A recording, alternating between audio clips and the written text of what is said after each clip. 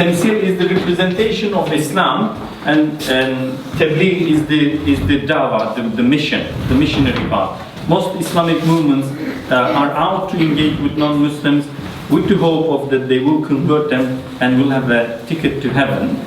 But different than them, especially Gulen says there is enough information out there about Islam, sometimes overwhelmingly, but there isn't good example of good practice of Islam, so you should be presenting. So Islam is not about being a Muslim, it is rather becoming an insan-i kamil through the social work, like by helping others, by solving problems, by representing what is good in your religion, and making yourself a better person through your journey.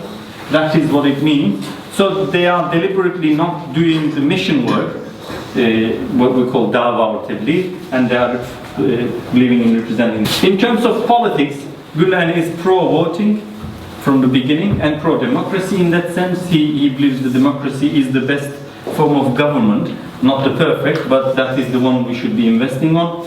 He believes in a different secularism than what the government at the moment implements in Turkey. He thinks religion and state should be different.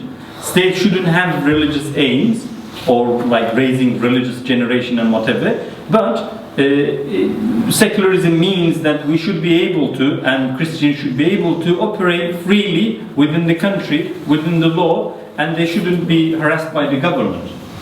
And he thinks the Islamic State is not a priority for any Muslim, because most political Islamists think other way. First we have to establish the state so you can live Islam, just like in Syria and Iraq, the way they argue. He says no, 95% of Islam is about individual life and self-perfection.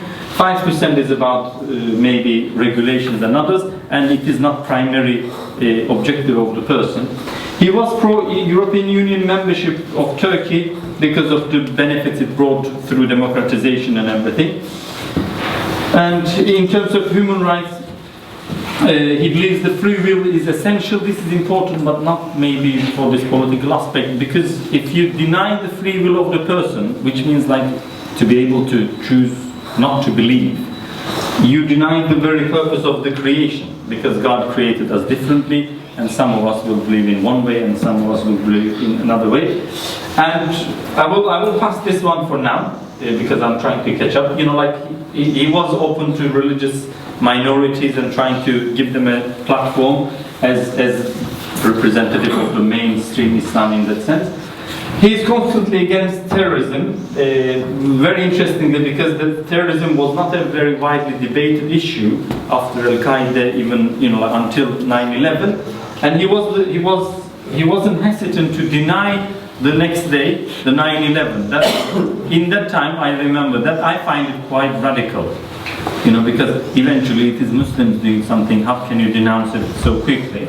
But he's very, very strict about it.